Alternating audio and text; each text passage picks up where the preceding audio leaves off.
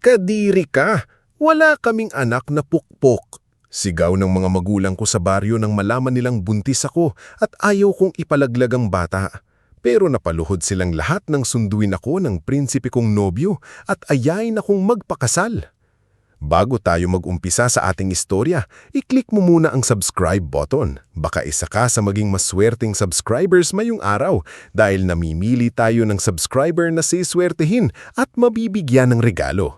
At syempre, i-comment mo rin kung taga saan ka at anong oras ka nanonood ngayon dahil malay mo, sa lugar mo pala magsimula ang susunod nating kwento.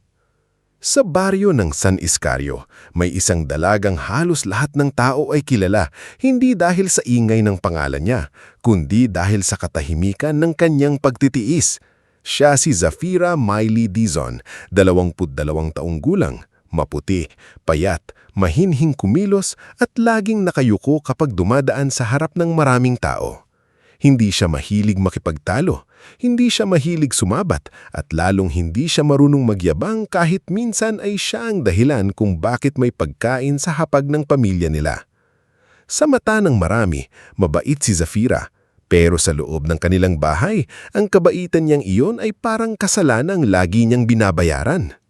"Zafira, hindi ka ba tapos sa paglalaba?" Sigaw ng kanyang ina na si Lorvina Dizon habang nakatayo sa may pintuan ng kusina. Hawak ang pamaypay at nakasimangot na tila ba napakalaki ang kasalanan ng anak. "Patapos na po, ma," mahinang samot ni Zafira habang kinukuskus ang uniforme ng kanyang kapatid. "Patapos? Lagi ka na lang patapos. Kung kumilos ka parang pagong, kaya hindi umuunlad ang buhay mo kasi ang bagal-bagal mo." Hindi na sumagot si Zafira. Sanay na siya. Kung sasagot siya, sasabihing palaban siya. Kung tatahimik siya, sasabihing walang pakialam. Kaya pinili na lang niyang lunukin ng sakit, gaya ng lagi niyang ginagawa mula pagkabata. Ang ama naman niyang si Donato Dizon ay hindi kasing ingay ni Lorvina, pero mas mabigat kung magsalita. Kapag galit ito, hindi kailangan manigaw. Isang titig lang alam na ni Zafira na mali siya kahit wala naman siyang ginawang masama. "Babae ka, Zafira," madalas sabihin ni Donato. Ang babaeng desente, sumusunod sa magulang, hindi nagpapahiya, hindi nagpapadala sa emosyon. Kaya lumaki si Zafira na tila ang buong pagkatao niya ay nakaalalay sa isang bagay: huwag mapahiya ang pamilya. May nakatatanda siyang kapatid, si Vendra Solen Dizon, na kabaligtaran niya. Si Vendra ay palaging maayos ang damit, palaging may pulbos ang mukha, at palaging may bagong kwento tungkol sa mga lalaking humahanga raw sa kanya. Sa harap ng kanilang mga magulang, si Vendra ang mabuting anak. Pero kapag silang dalawa na lang ni Zafira, lumalabas ang tunay nitong ugali. "Ayusin mo ng mabuti ang damit ko, ha?" sabi ni Vendra isang umaga habang sinusuklay ang buhok sa harap ng maliit na salamin. "May pupuntahan akong seminar sa bayan. Baka may makakilala ako doon na mayaman." "Nilabhan ko na kagabi. Niplansya ko na rin." Napatingin si Vendra sa kanya mula ulo hanggang paa. "Ikaw talaga. Bagay na bagay sa iyo ang ganyang buhay. Tahimik, sunod-sunuran, tagalaba. Ako, hindi ako papayag na mabulok dito sa baryo." Hindi kumibo si Zafira. Sa isip niya, kung may isang pangarap man siyang gustong abutin, hindi iyon dahil gusto niyang maging mayaman. Gusto niyang maging community nurse. Gusto niyang matutong gumamot ng sugat, mag-alaga ng buntis, magpaliwanag sa mga nanay kung paano aalagaan ng mga anak. Bata pa lang siya, naiiyak na tuwing may batang lilalagnat sa kapitbahay at walang maipambiling gamot ang magulang. Pero sa bahay nila, ang pangarap ni Zafira ay parang luho. "Nurse?" minsan sabi ni Lorvina nang banggitin iyon ni Zafira noong high school siya. "Saan talo kukuha ng pera? At saka, bakit ka pa mag-aaral ng matagal? Tulungan mo na lang kami." Kaya habang nag-aaral, nagtitinda siya ng kakanin sa umaga, tulutulong sa karinderya ni Aling Febra sa tanghali at nag-aalaga ng mga bata sa gabi. Hindi niya alam kung paano niya natapos ang vocational course niya sa caregiving. Ang alam lang niya, bawat diploma, bawat certificate, bawat papel na hawak niya ay may katumbas na luha. Sa baryo, maraming mata ang nakabantay sa kanya. Naroon si Aling Perepetra, ang kapitbahay nila na mas mabilis pa sa radyo kung magkalat ng balita. Ay, iyang si Zafira, mabait nga. Pero alam mo naman, nasa loob ang kulo ng mga tahimik. Naroon din si Kapitana Celiana Maburang, babaeng mahilig ngumiti kapag may tao pero hindi marunong tumulong kapag walang kamera. Laging nitong sinasabing mahal niya ang kabataan ng baryo, pero ang mga proyekto niya ay nauuwi lang sa tarpaulin na may mukha niya. Zafira, hiha! Tawag nito minsan sa plaza. Tulungan mo nga kami sa medical mission sa susunod na linggo. Marunong ka namang mag-asikaso ng pasyente, hindi ba? Opo, Kapitana, sagot ni Zafira. Libre lang iyon ha, serbisyo sa bayan. Dagdag ng Kapitana sabay ngiti. Tumango si Zafira. Sabi na rin siyang ang kabutihan niya ay hinihingi ng walang kapalit. Sa kabila ng lahat, may ilan pa ring tunay na nakakakita sa kanya.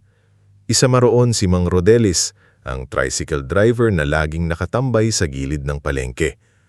Kapag nakita nitong pagod na pagod si Zafira na may bit-bit na gulay, minsan ay pinasasakay siya ng libre. Sumakay ka na, Zafira, sabi nito isang hapon. Mukhang bibigay na balikat mo dyan. Naku, Mang Rodelis, wala po akong pamasahe ngayon. Aba, siningil ba kita? Anak na ring turing ko sa'yo. Sumakay ka na bago pa umulan. Napangiti si Zafira. Yung ngiting bihira niyang maipakita sa bahay. Salamat po. Mayroon ding matandang guro sa baryo, si Lola Eudocia Miraballes, na nakatira sa lumang bahay malapit sa palayan.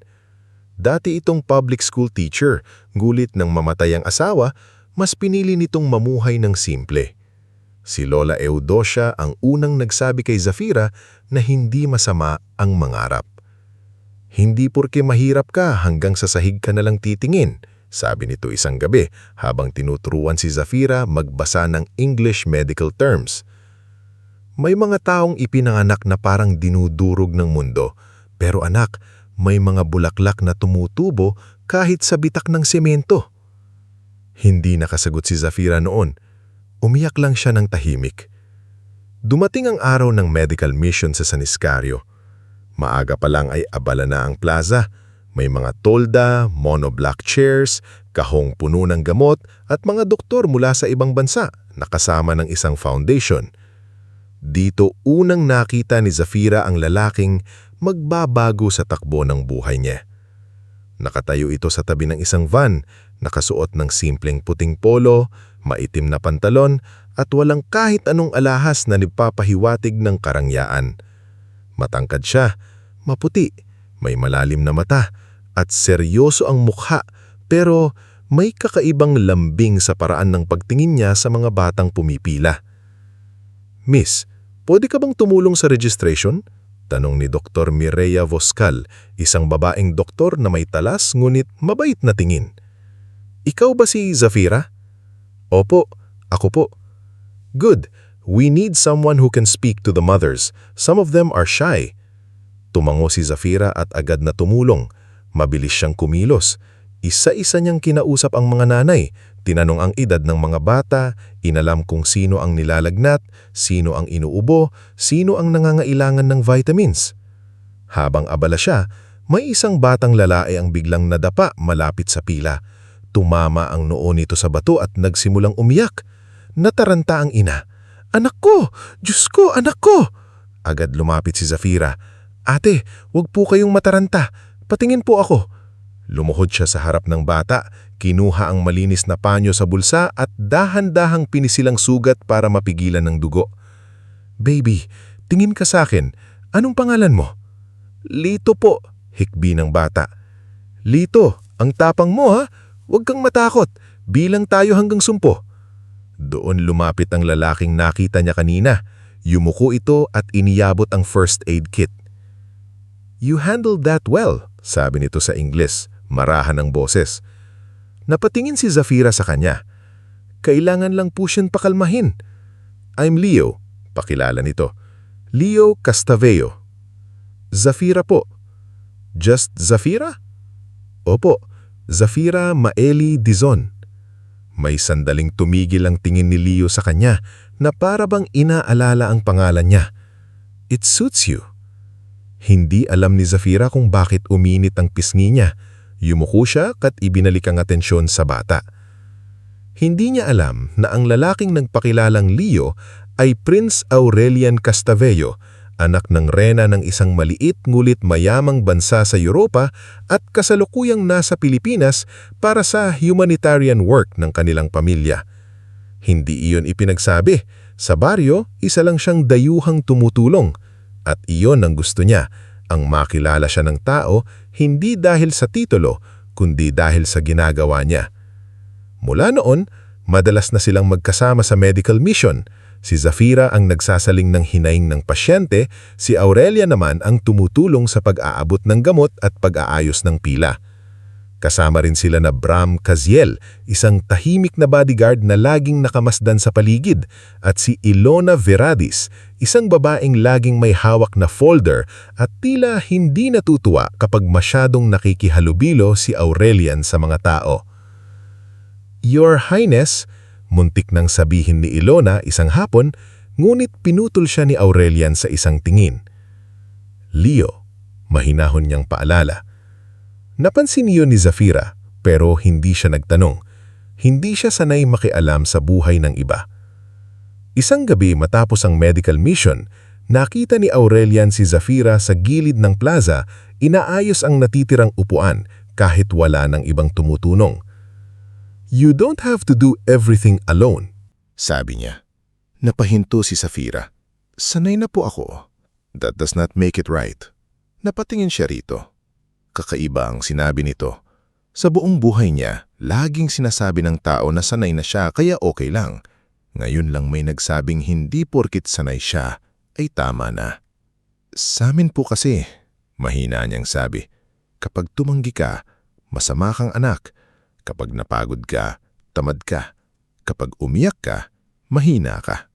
Tahimik na nakinig si Aurelian. Hindi siya sumabat. Hindi siya nagbigay ng payong, parang alam na alam niya ang buhay ni Zafira. At sa katahimisyang iyon, unang naramdaman ni Zafira na may taong hindi siya minamadali.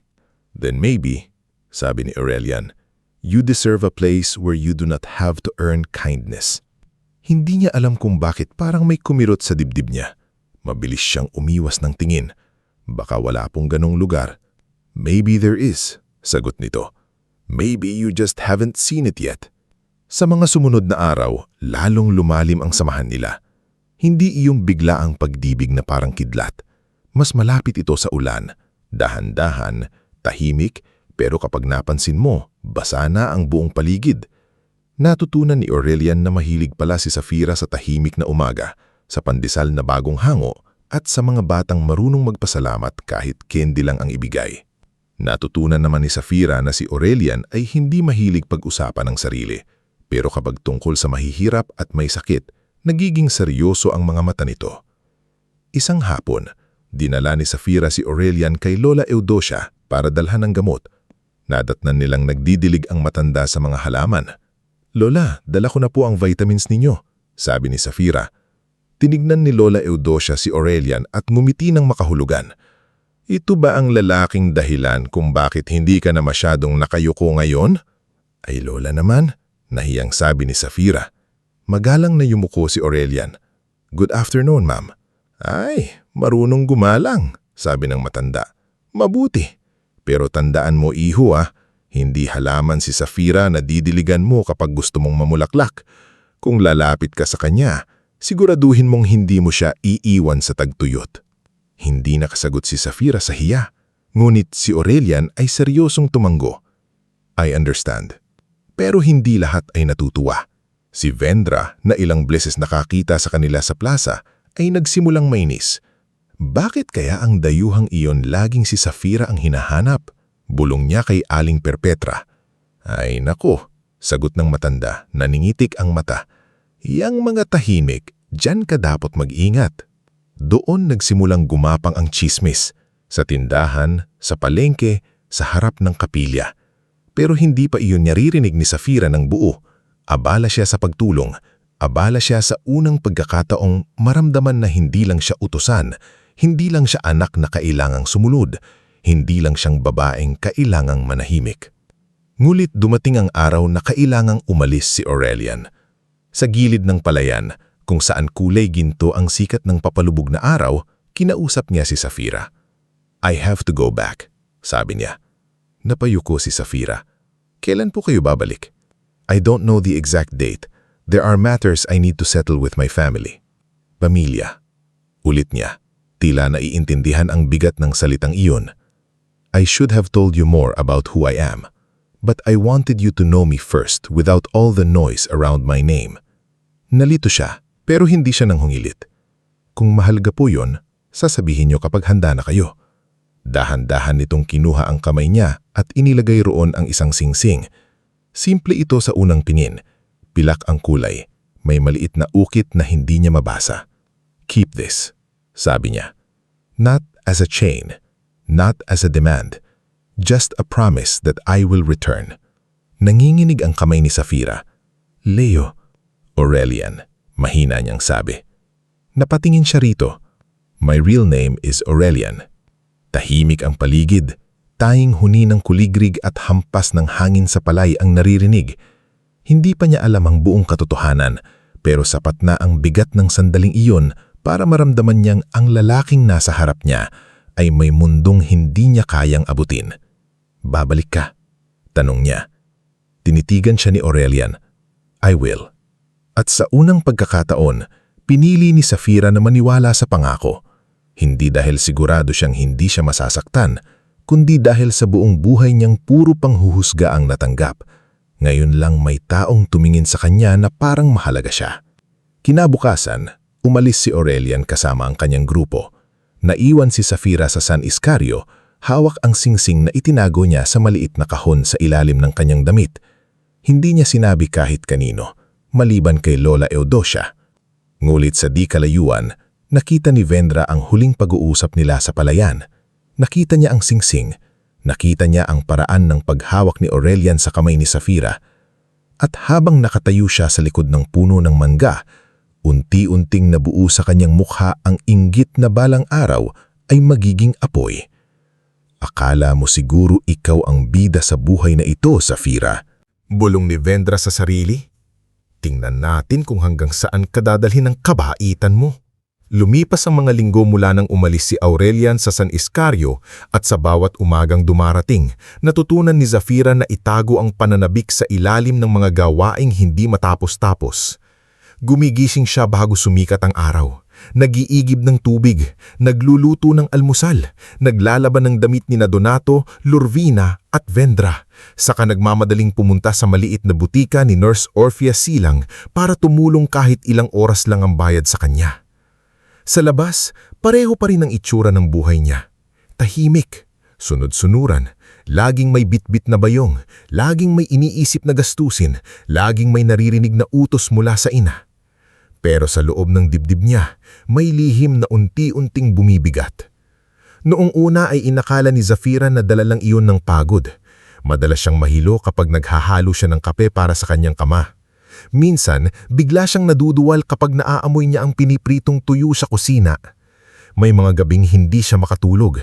Hawak ang maliit na singsing na iniwan ni Aurelian. Pilit binabalikan sa isip ang pangako nitong babalik. Babalik siya. Bulong niya sa sarili habang nakaupo sa tabi ng bintana. Hindi niya ako makakalimutan. Pero habang tumatagal, lalong nagiging malinaw sa kanya na hindi simpleng pangungulila ang nararamdaman niya. Isang umaga, habang nag-aayos siya ng mga gamot sa butika ni Nurse Orfia, bigla siyang napahawak sa gilid ng istante. Umiikot ang paligid. Ang amoy ng alcohol, ointment at bagong bukas na vitamins ay parang sabay-sabay na sumakal sa kanya. Safira, tawag ni Nurse Orfia mula sa counter. Anak, namumutla ka. Wala po ito, pilit niyang sabi. Ngunit bago pa siya tuluyang makatayo ng maayos, napaupo siya sa maliit na bangko. Lumapit agad si Nurse Orfia. Hindi ito tulad ng ibang tao sa baryo na unang tanong ay kung may kasalanan ka. Si Orfia ay mahinuhon, maalaga at diretso kong magsalita. Kailan ka huling dinatnan? Tanong nito ng mahina. Namlamig ang kamay ni Safira. Hindi siya agad nakasagot. Safira, ulit ni Orfia mas malambot ang boses. Hindi kita huhusgahan. Gusto ko lang malaman kung kailangan mong magpa-check. Doon nagsimulang mangimig ang labi ni Safira. Pilit niyang binilang sa isip ang mga araw, ang mga linggo, ang mga gabing nagdaan mula nang umalis si Aurelian. At nang tuluyan niyang maintindihan ng posibilidad, para siyang nawalan ng lakas. Hindi ko po alam. Halos pabulong niyang sabi. Ate Orphea, natatakot po ako. Hinawakan ni Orphea ang kamay niya. Takot muna bago linaw. Huwag kang magdesisyon habang takot. Magpapatingin tayo. Kahapunan, dinala siya ni Orphea sa maliit na klinik sa likod ng Barangay Health Center, malayo sa mata ng mga usisera. Doon, sa simpleng kwartong may lumang electric fan at puting kurtina, nalaman ni Zafira ang katotohanang magbabago sa buong buhay niya. Buntis siya. Parang huminto ang mundo. Nakaupo siya sa gilid ng examination bed na katitig sa sahig habang hawak ni Orphea ang resulta.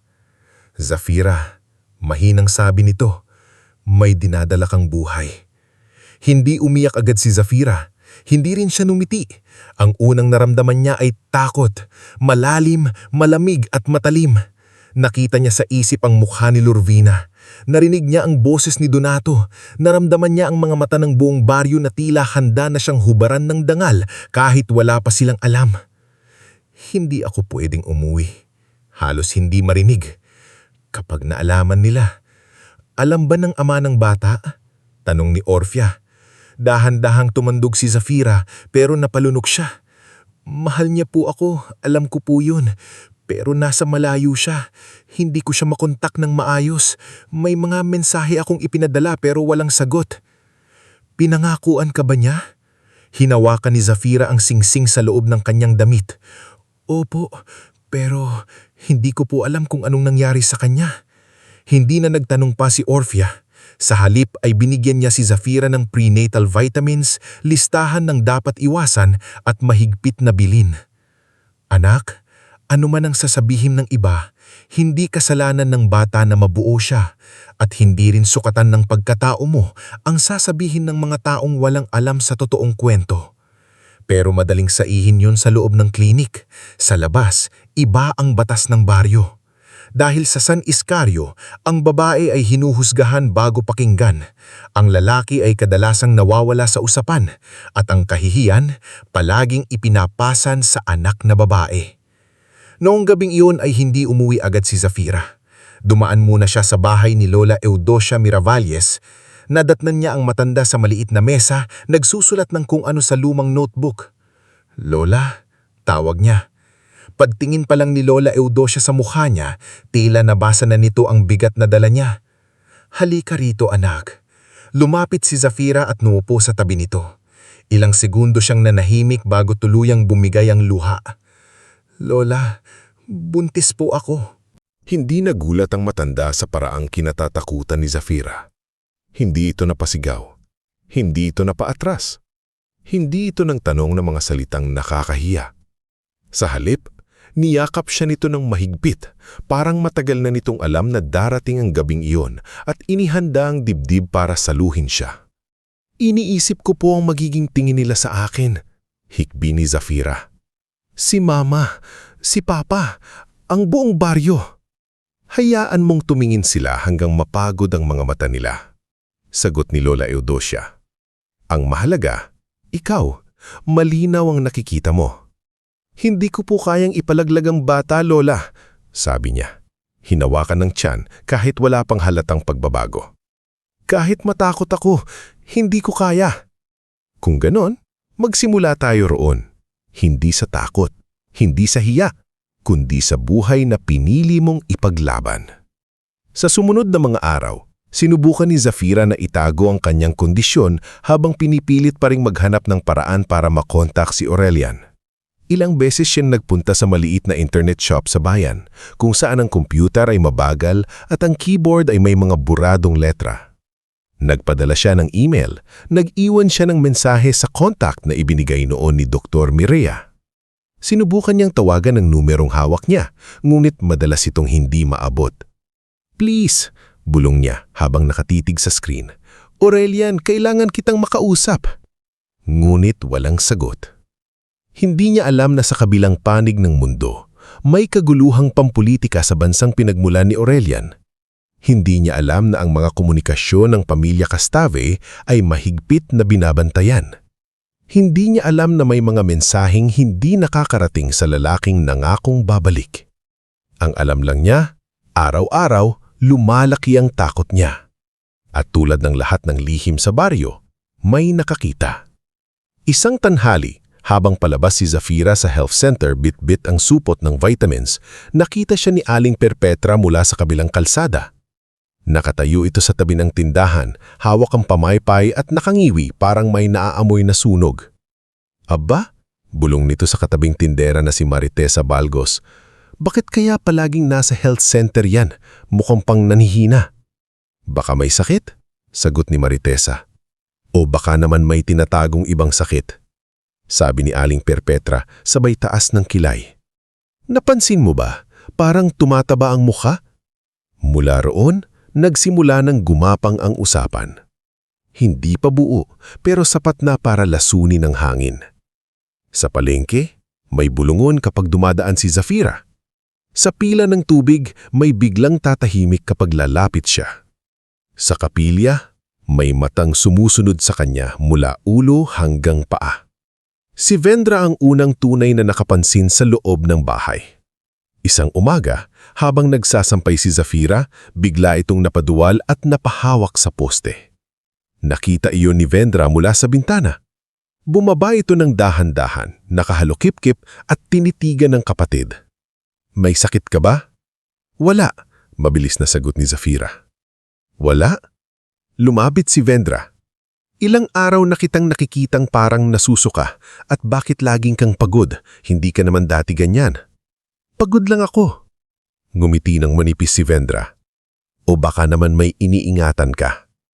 Nanigas si Zafira. Maling galaw yun.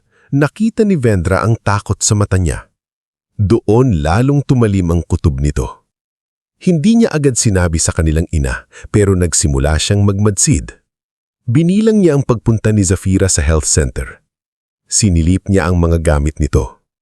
Isang gabi, nang lumigo si Zafira, hinalungkat ni Vendra ang lumang kahon sa ilalim ng higaan at nakita ang prenatal vitamins na nakabalot sa lumang panyo.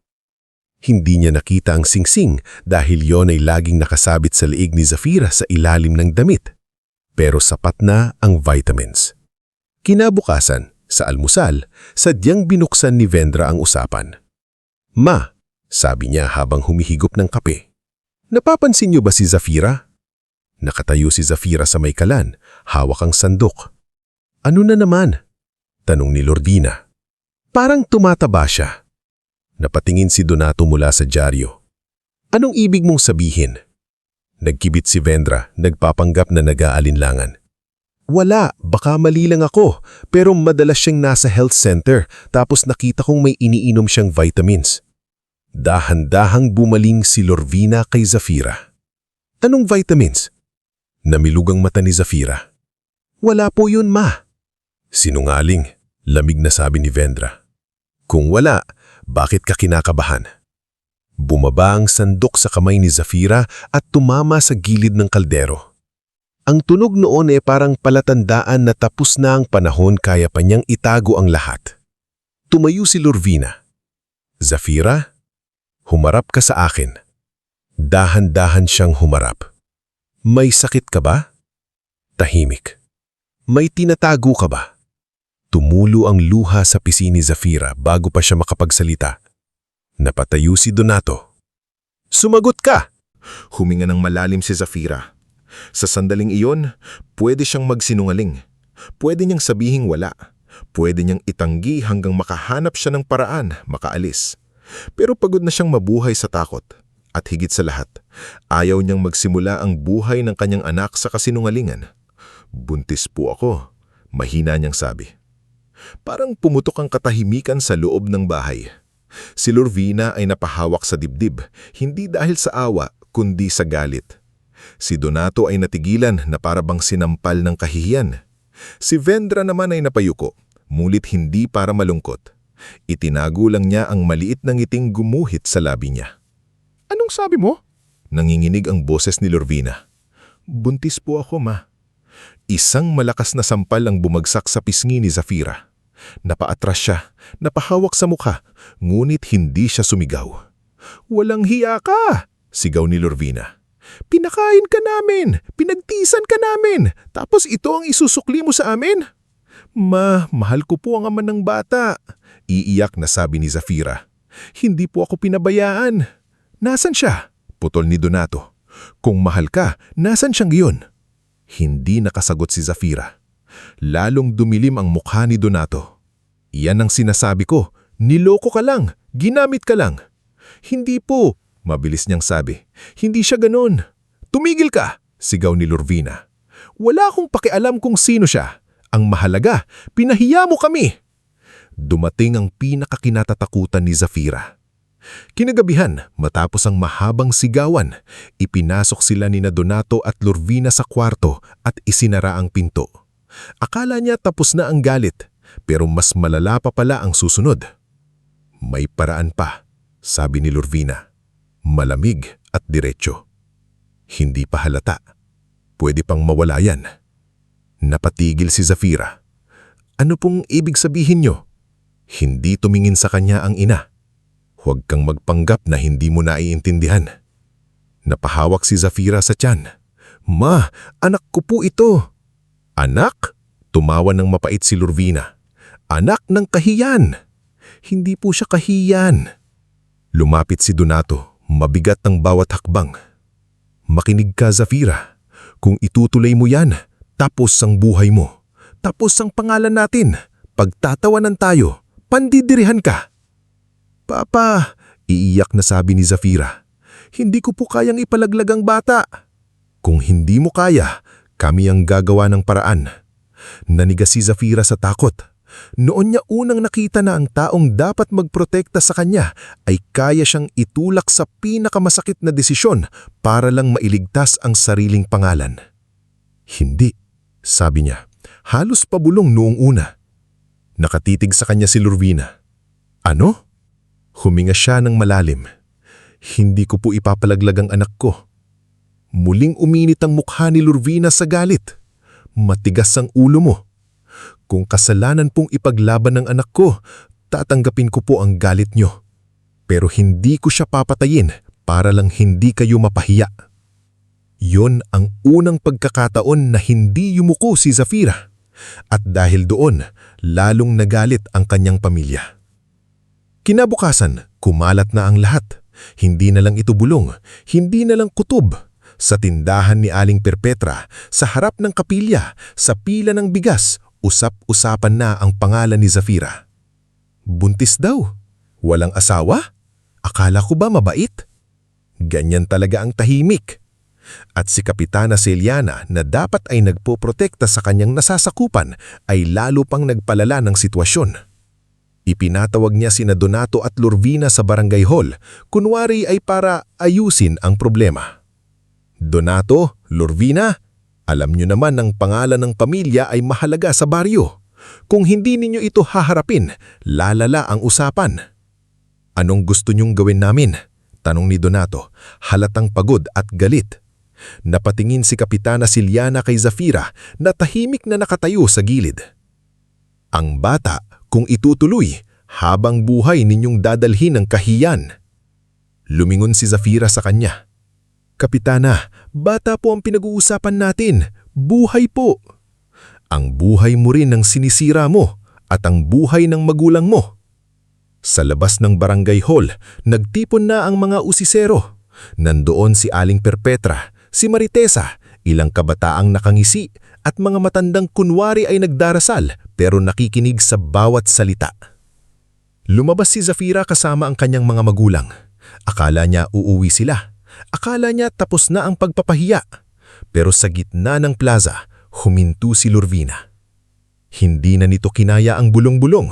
O baka yun talaga ang gusto niya, ang ipakita sa lahat na hindi niya papanigagan ang anak niyang itinuturing niyang mantsa.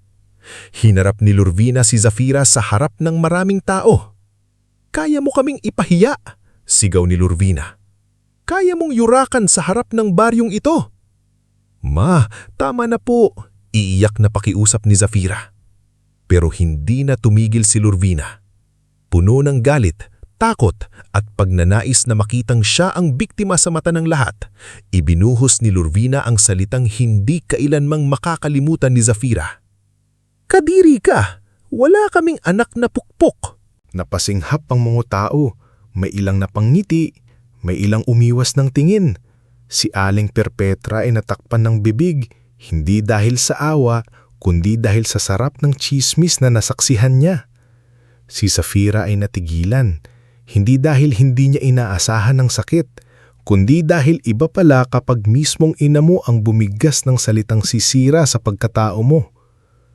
Lumabas si Donato mula sa bahay, dala ang isang lumang bag at ilang damit ni Zafira. Inihagis niya iyon sa lupa sa mismong harap ng mga kapitbahay. "Umalis ka," sabi niya nang inginig ang boses.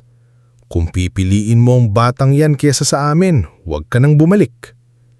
"Papa, halos hindi na makahinga si Zafira. Wala akong anak na magdadala ng kahiyaan sa bahay ko." Pinulot ni Zafira ang bag. Mabigat ang tiyan niya kahit hindi pa halata. Mas mabigat ang dibdib niya. Pero hindi siya lumuhod, hindi siya nagmakaawa, hindi siya sumigaw pabalik. Hinawakan niya ang tiyan niya, pinahid ang luha, at tumingin sa mga taong minsang ningitian niya, tinulungan niya, pinaglingkuran niya. Walang lumapit, maliban sa dalawa. Si Mang Rodelis, nakararating lang sakay ng kanyang tricycle, ay bumaba agad nang makitang nangyari. "Zafira," tawag nito, may galit sa mata habang nakatingin kay Donato. "Sumakay ka, ihatid kita." Sumunod na dumating si Lola Eudocia, hawak ang tungkod, mabagal ngunit matatag ang lakad. "Sa bahay ko siya titira," sabi ng matanda, malakas sapat para marinig ng lahat. Napatingin si Lorvina sa kanya. "Huwag kang makialam, Eudocia." "Ako ang makikialam," sagot ng matanda, "dahil ang anak na itinapon ninyo may buhay na pinoprotektahan, at kung wala kayong kayang ibigay kundi kahiyaan, mas mabuting lumayo siya sa inyo." Hindi na nagsalita si Zafira. Sumakay siya sa tricycle ni Mang Rodelis, katabi si Lola Eudocia. Habang umaandar sila palayo, naririnig pa rin niya ang bulungan ng mga tao, ang iyak ng ilang batang hindi naiintindihan ng nangyari, at ang malakas na hikbi na pilit niyang pinipigilan. Nang makarating sila sa lumang bahay malapit sa palayan, doon lang tuluyang bumigay si Zafira. Lumuhod siya sa sahig, niyakap ang kanyang bag, at umiyak na parang batang nawalan ng buong mundo. "Bakit po, Lola? Bakit parang ang dali-dali nila akong itapon?" Umupo si Lola Eudocia sa tabi niya at hinaplos ang buhok niya. May mga magulang anak na akala nila pagmamay-ari nila ang dangal ng kanilang anak. Kapag hindi nasunod ang gusto nila, sinisira nila ang sariling dugo para lang mapatunayan na sila ang tama. "Masama ba akong anak?" "Hindi," marining sagot ng matanda. "Nasaktan kang anak, pero hindi masama." Sa mga sumunod na araw, nagsimula ang panibagong buhay ni Zafira. Hindi madali. Maliit ang kwarto sa bahay ni Lola Eudocia, manipis ang kutsyon. Kapag umuulan, may tulo sa kisame. Pero sa unang pagkakataon, walang sumisigaw sa kanya pagkagising, walang tumatawag na tamad, walang nagsasabing kahiyaan siya. Si Nurse Orfea ang patuloy na nagche-check up sa kanya. Dinadalhan niya ito ng vitamins at minsan ay sabaw. "Kailangan mong kumain, hindi lang ikaw ang binubuhay mo ngayon." Si Mang Rodelis naman ay naghahatid sa kanya sa butika kapag kaya niyang pumasok. "Wala kang babayaran," laging nitong sinasabi. "Mang Rodelis, nakakahiya na po." Mas mahiya yung mga taong pinanood kang durugin at walang ginawa. Unti-unti, sinubukan ni Zafira na bumangon. Nagtahi siya ng maliliit na damit pambata gamit ang lumang makinang panahi ni Lola Eudocia. Tinulungan niya si Orfea sa butika sa oras na hindi siya nangihina. Minsan, may mga babaeng palihim na lumalapit sa kanya. Mga babaeng minsan ding natakot, minsan ding hinusgahan, minsan ding piniling manahimik. Isa sa kanila si Nemia Calvero, 19 mataong gulang, may anak na sanggol at iniwan ng kinakasama. "Ate Zafira, totoo bang pinalayas ka rin?" Tumanggo si Zafira. Paano ka hindi nabaliw? Tumingin siya sa palayan, sa dapit hapong kulay kahilang langit. Hindi ko alam. Siguro dahil may buhay na umaasa sa akin. Kapag gusto kong sumuko, iniisip ko siya. Hinawakan niya ang tiyan niya. Sa unang pagkakataon mula nung itinakwil siya, naramdaman niya na hindi lang siya ang nangangailangan ng lakas. May iba palang babaeng naghahanap din ng taong magsasabing hindi sila basura, hindi sila kahiyaan, at hindi sila tapos dahil lamang nagkamali sila o minahal nila ang maling panahon. Samantala, sa bahay ng mga Dizon, hindi ganoon katahimik ang lahat. Si Donato ay madalas nakaupo sa labas tuwing gabi, hawak ang tabo ng kape, nakatingin sa madilim na daan. Walang nagsasabi pero alam niyang may kulang. Wala na ang anak na tahimik na nag-aayos ng tsinelas niya sa pinto. Wala na ang anak na nagtitimpla ng kape bago siya humingi. Wala na ang anak na kahit pagod ay hindi nagrereklamo. Minsan, narinig niya si Vendra na nagtanong kay Lorvina, "Hindi kaya nasobrahan tayo?" Agad sumagot si Lorvina. Matigas ang tinig. "Kung kukonsintihin natin siya, tayo ang pagtatawanan." Tahimik si Donato. Si Vedra naman ay patuloy na nagpapanggap na mabuting anak. Pero sa loob niya, may takot na nagsisimulang gumapang. Dahil kahit napalayas na si Zafira, hindi pa rin siya ang hinahanap ng mga tao. Hindi pa rin siya ang minahal ng lalaking dayuhan. At hindi pa rin siya ang anak na tahimik na hinahanap ng anyang ama sa gabi. Isang hapon, habang inaayos ni Zafira ang mga tinahing baby clothes sa bahay ni Lola Eudosia, dumating si Mang Rodelis na hingal at may hawak na sobre. "Zafira," sabi nito, "may dumating na sulat sa lumang address ninyo. Ibibigay sana kay Donato, pero nakita ng pamangkin ko sa post office ang pangalan mo. Kinuha niya at ipinadala sa akin." Kinabahan si Zafira. Tinanggap niya ang sobre. Makapal ang papel, iba ang amoy, pormal ang tatak. At sa likod nito, may sagisag na pamilyar, ang parehong ukit na nasa sinsing na itinago niya sa kanyang dibdib. Nanginginig ang kamay niyang binuksan ang liham. Hindi pa niya alam kung ano ang laman. Hindi pa niya alam kung ito ba ang sagot na matagal niyang hinihintay o isa na namang pinto ng sakit. Pero habang nakatitig siya sa tatak ng pamilyang Castaveo, sa unang pagkakataon matapos siyang itakwil, may maliit na apoy ng pag-asa ang muling nagsindi sa puso niya. Hindi agad binuksan ni Zafira ang buong liham. Ilang sandali siyang nakaupo sa tabi ng lumang mesa ni Lola Eudosia. Hawak ang sobre na parang kapag binasa niya ang laman, maaaring tuluyan ng magbago ang direksyon ng buhay niya. Sa labas, marahang humahampas ang hangin sa palayan.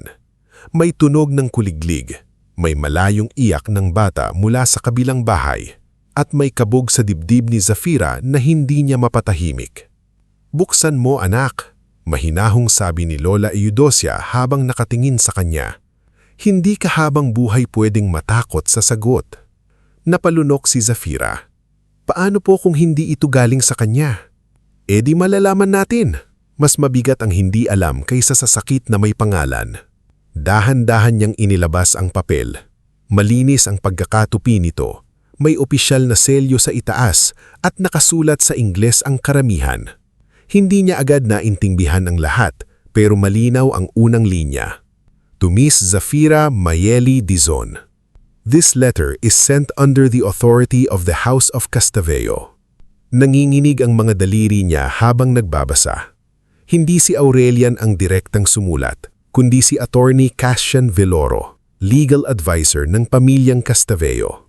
Ipinaliwanag nito na ilang buwan nang hindi maayos ang komunikasyon ni Prince Aurelian dahil sa isang political security lockdown sa Valdesera. Maraming personal messages ang hinarang at inimbestigahan. Ngunit ngayon, matapos ma-review ang records, may natagpo ang seryes na mensaheng galing kay Zafira na hindi na ipasa sa prinsipe.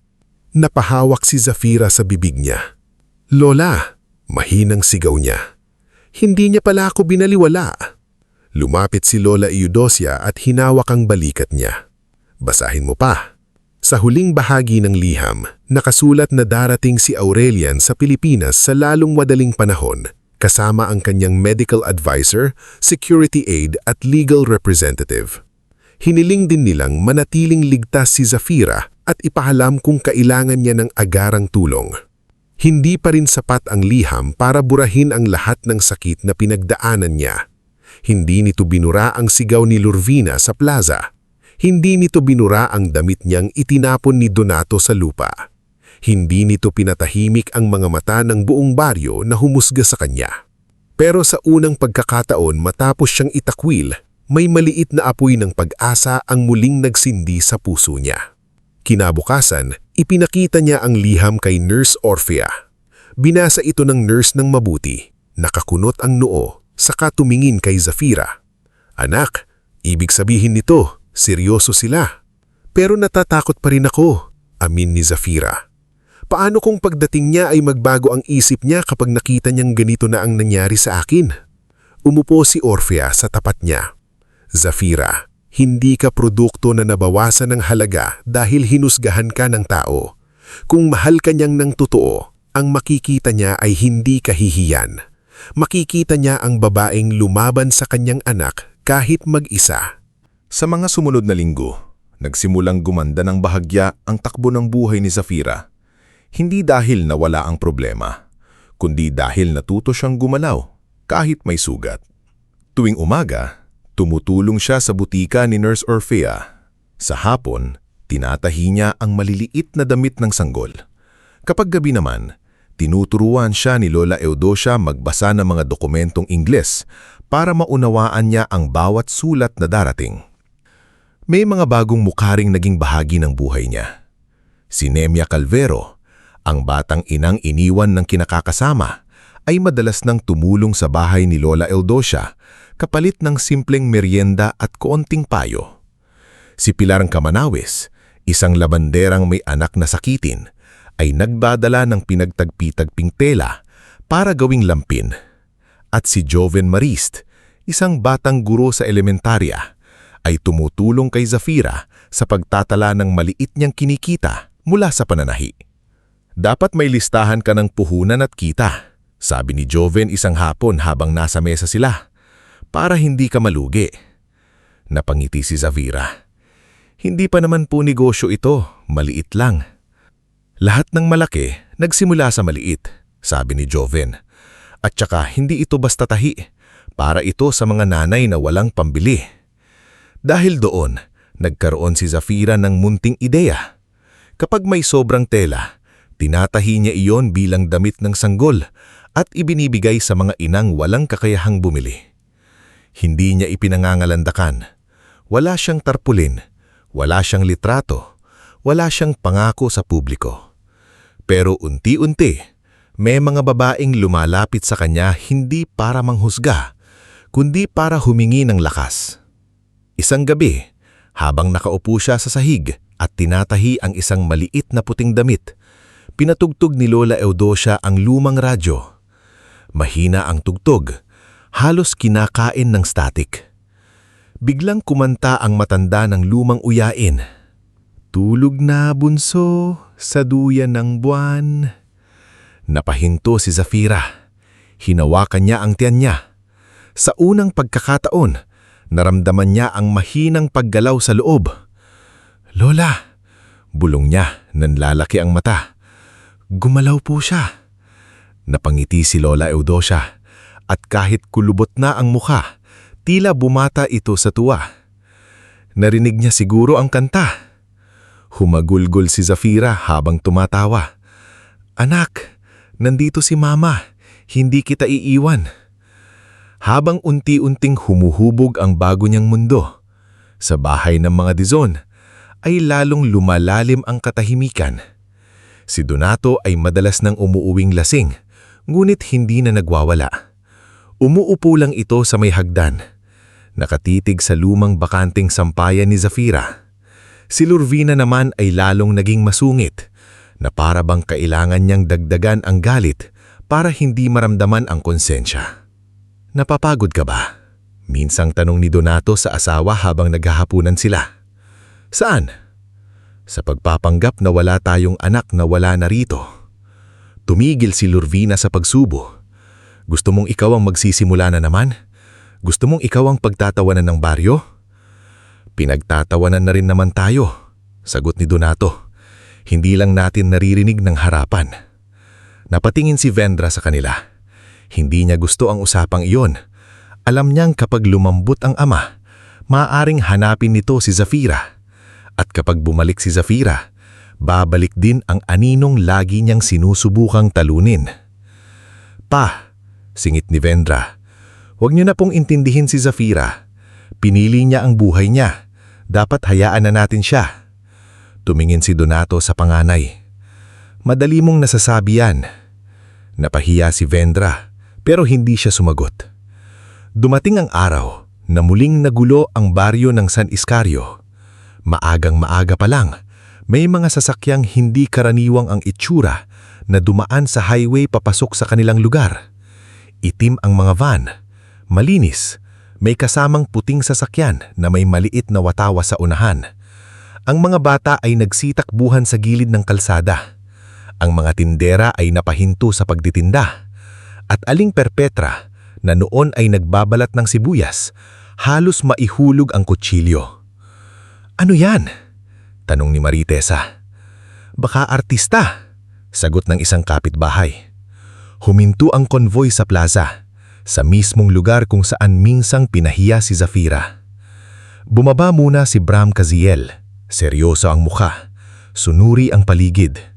Sumunod si Doktora Mireya Voscal, nakasuot ng navy blue suit, hawak ang medical folder.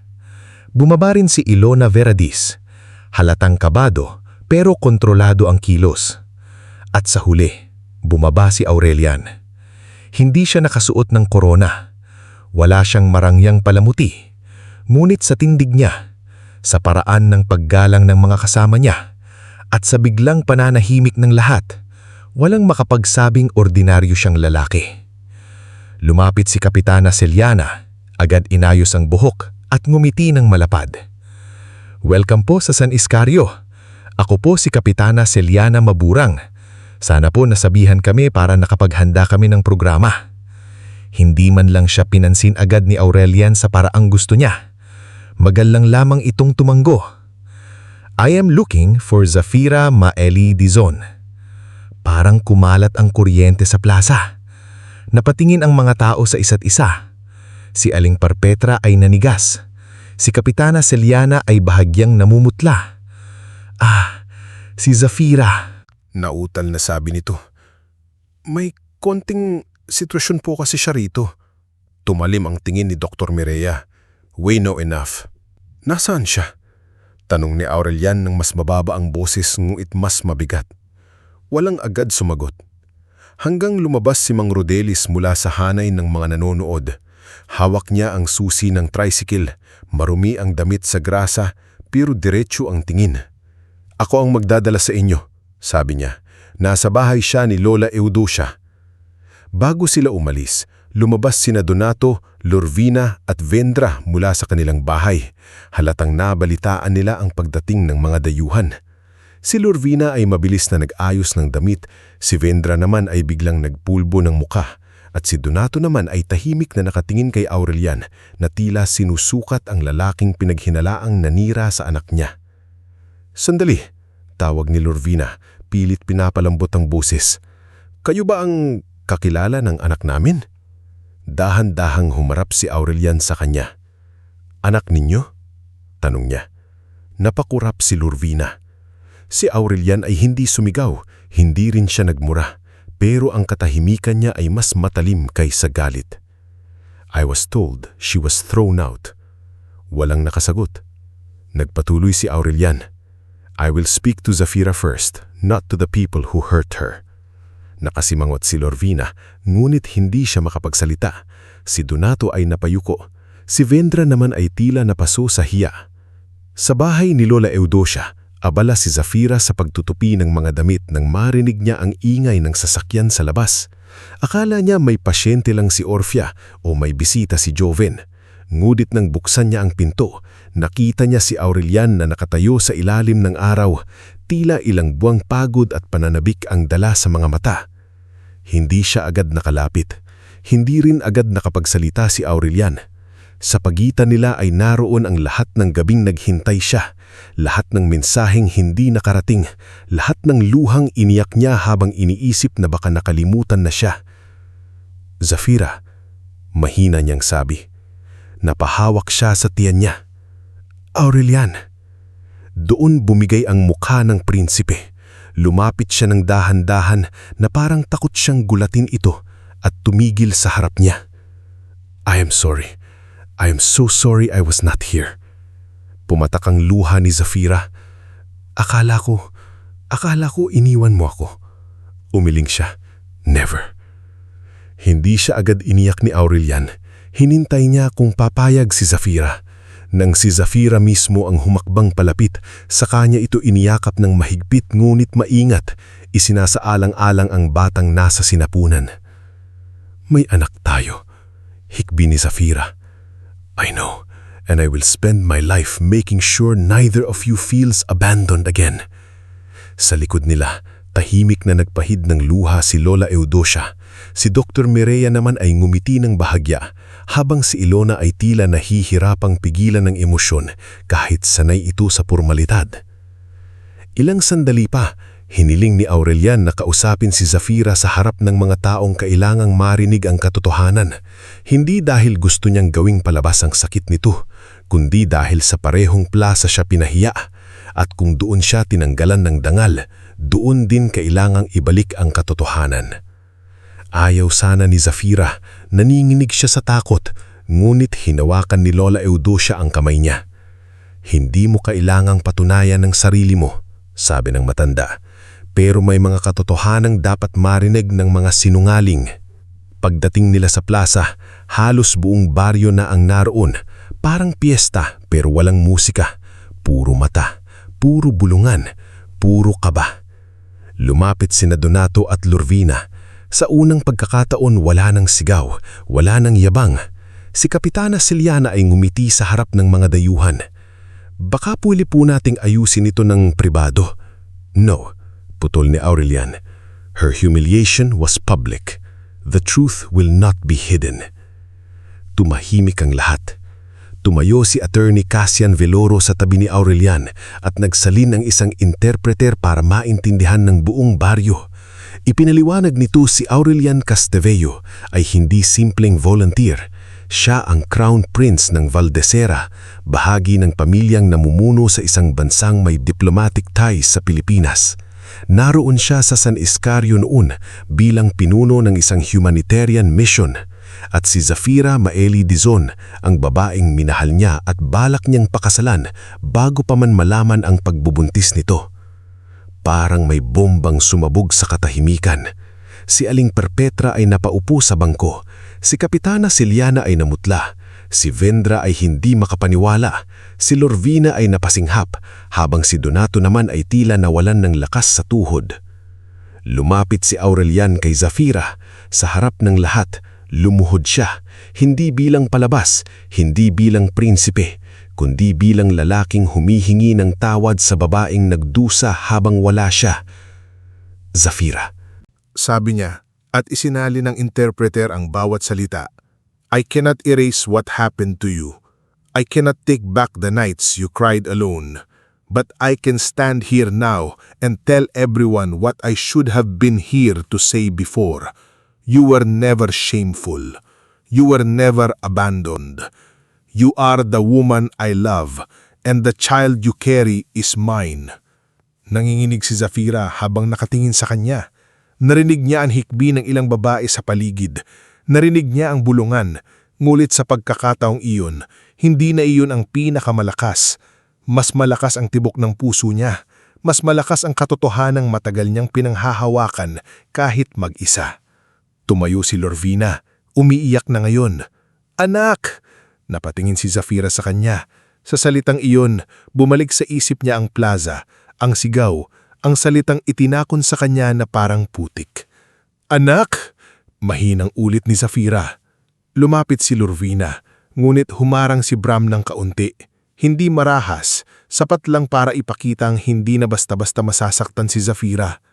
Patawarin mo kami, sabi ni Lorvina. Hindi namin alam na prinsipe siya. Doon unang tumigas ang mukha ni Zafira. Kung hindi siya prinsipe, sabi niya, nanginginig ngunit malinaw ang boses. Ibig sabihin ba, tama lang na itapon ninyo ako? Walang nakasagot. Lumuhod si Donato. Hindi niya iyon binalak. Parang bumigay na lang ang mga tuhod niya sa bigat ng hiya. Zafira, sabi niya, halos basag ang boses. Nagkamali ako. Tiningnan siya ni Zafira ng matagal. Mahal niya ang ama niya. Iyon ang pinakamasakit. Dahil kung ibang tao ang nanakit sa kanya, baka mas madali itong kalimutan. Pero ang kamay na nagtapon ng damit niya sa lupa ay kamay ng taong minsang binuhat siya nung bata pa siya. Hindi ko pa kayang tanggapin ang sorry ninyo. Hindi ngayon. Tumanggo si Donato habang umiiyak. Si Vendra ay biglang lumapit, pilit ang luha. Zafira, alam mo namang nag-aalala lang kami sa iyo. Tumigil ka, Vendra. Singit ni Mang Rodelis mula sa likod. Nakita kita sa tindahan ni Aling Perpetra. Namula si Vendra. Sinungaling ka! Hindi siya nagsisinungaling. Dagdag ni Lola Eudosia. May mga mata ang baryo, hindi lang laging nagsasalita. Lalong napahiya si Vendra. Ang dating ngiti niya ay napalitan ng takot. Dahil ngayon, hindi na siya ang nasa pwesto ng tagahusga. Siya na ang tinitingnan. Pagkatapos, humarap si Aurelian kay Zafira. Hindi niya hinawakan agad ang kamay nito. Inilahad lang niya ang palad. Naghihintay kung tatanggapin niya. I came to bring you with me, but only if you want to come. I will take responsibility for our child, whether you marry me or not. Your choice matters. Napatingin si Zafira sa kamay niya. Sa loob ng maraming taon, laging ang ibang tao ang nagpapasya para sa kanya. Ang magulang niya, ang kahihiyan, ang baryo, ang chismis. Ngayon, sa harap ng lalaking may kapangyarihang baguhin ang lahat, binibigyan siya nito ng kalayaang pumili. Bago siya sumagot, tumingin siya kay Lola Eudosia. Ngumiti ang matanda. Ang kasal anak, hindi dapat pagtakas sa sakit. Dapat paglakad papunta sa buhay na pinili mo. Huminga ng malalim si Zafira. Lumapit siya kay Aurelian at hinawakan ang kamay nito. Hindi ako sasama dahil prinsipi ka. Sasama ako dahil noong wala ka rito, pinili kong ipaglaban ang anak natin. At ngayong nandito ka na, gusto kong makita kung kaya rin nating ipaglaban ng isa't isa. Naluha si Aurelian. Sa harap ng lahat, muli siyang lumuhod, ngunit ngayon ay hawak na niya ang kamay ni Zafira. Then marry me, Zafira. Not today because the world is watching, but when you are ready. Let me build a life with you, not as your rescuer, but as your partner. Pikit si Zafira. Ilang buwan siyang itinulak ng mundo sa lupa. Ilang beses niyang inisip kung may mali sa kanya, kung karapat-dapat ba siyang mahalin, kung may tahanan pa ba siyang babalikan. Ngayon, hindi man nabura ang sugat, may bagong daan na bumukas sa harap niya. Oo, mahinang sabi niya, papakasalan kita. Hindi malakas ang palakpakan noong una. Parang nahihiya ang mga taong kanina lang ay humusga. Pero mula sa hanay ni Nemia, Pilarca, Joven, Orfia, Mang Rodelis at Lola Eudosia, nagsimula ang tunay na palakpak. Hindi para sa prinsipe, kundi para sa babaeng hindi bumitaw sa sarili. Nang paalis na sila mula sa plaza, lumingon si Zafira sa lugar kung saan itinapon noon ang kanyang gamit. Hindi na siya naninginig, hindi na rin siya umiyak. Hawak niya ang kamay ni Aurelian. Nasa kabilang kamay ang lumang bag na minsang simbolo ng pagtatakwil at sa sinapupunan niya ay ang batang minsang gustong burahin ng lahat. Sa pagkakataong iyon, umalis siya sa San Iscario hindi bilang babaeng pinalayas. Umalis siya bilang babaeng muling tumindig. Hindi naging madali ang pag-alis ni Zafira mula sa San Iscario. Kahit hawak niya ang kamay ni Aurelian, kahit kasama niya sina Dr. Mireya, Bram, Ilona, Attorney Cassian, Mang Rodelis, Nurse Orfia at Lola Eudosia hanggang sa dulo ng daan, may bahagi pa rin ang puso niyang naiwan sa baryong minsang dumurog sa kanya.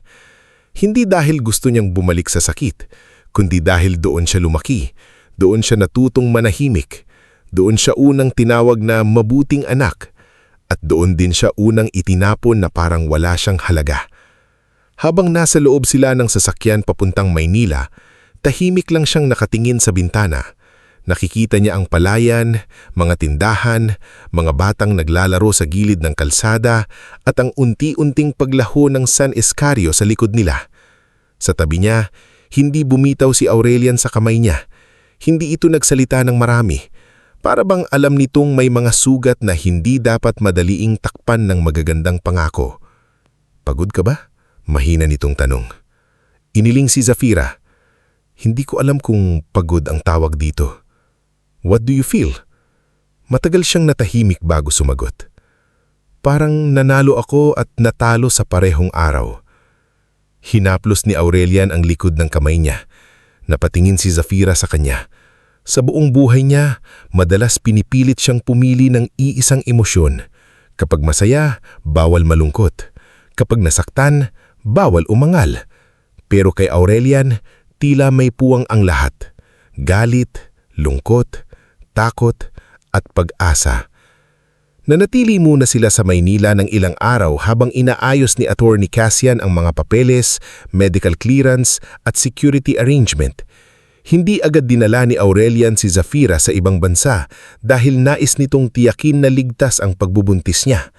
Sa isang pribadong ospital, sinuri siya ni Dr. Mireya kasama ang isang Filipino obstetrician na si Dr. Samira Laksamana, isang mahigpit mulit maalagang doktor. Stress ang pinakamalaking kalaban mo ngayon, sabi ni Dr. Samira habang tinitignan ang resulta ng ultrasound. Kailangan mo ng pahinga, maayos na pagkain at taong hindi ka sisigawan. Bahagyang napangiti si Zafira. Mukhang kailangan ko pong lumayo sa maraming tao. Hindi lang lumayo, sagot ni Dr. Samira. Kailangan mong pumili kung sino lang ang may karapatang lumapit. Nang unang marinig ni Zafira ang tibok ng puso ng bata sa ultrasound, napahawak siya sa bibig niya. Maliit, mabilis at buhay na buhay ang tunog. Si Aurelia naman ay nanigas sa tabi niya. Tila hindi nito alam kung paano hahawakan ang sariling emosyon. "That is our child?" tanong nito, halos pabulong. "Oo," sagot ni Zafira, umiiyak na.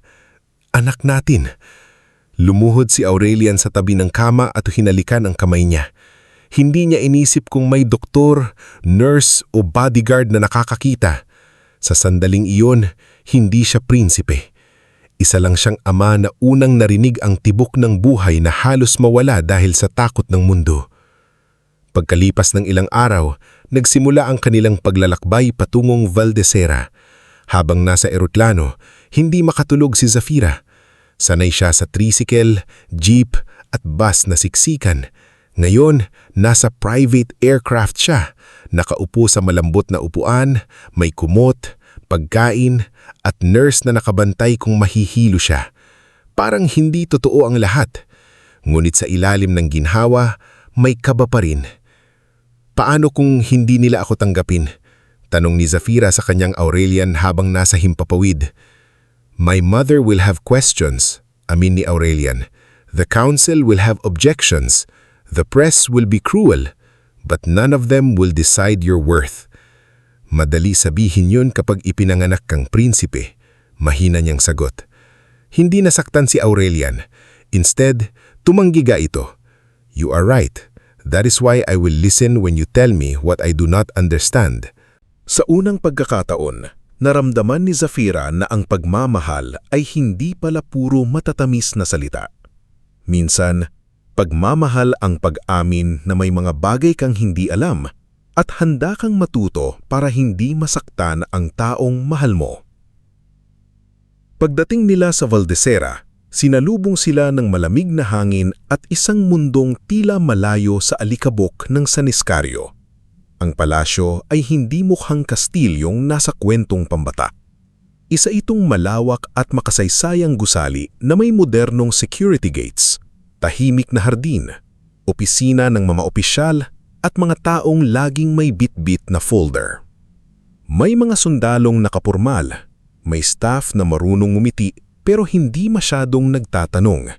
at may mga hallway na sobrang linis na halos marinig ni Zafira ang sariling paghinga.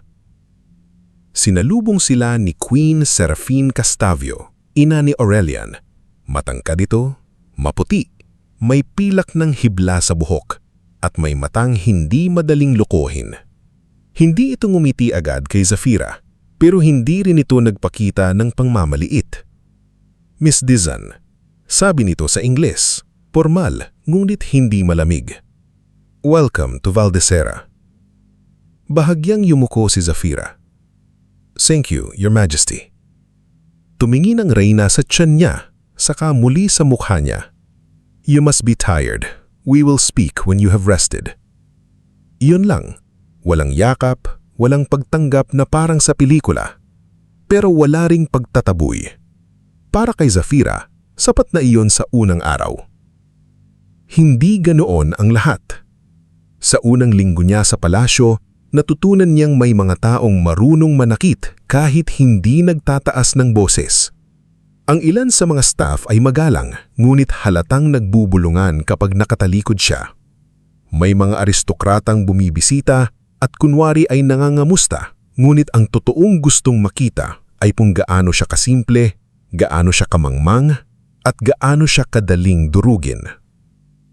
Isa sa kanila si Lady Morvesa Terein, isang biyudang aristokrata na matagal nang malapit sa konseho.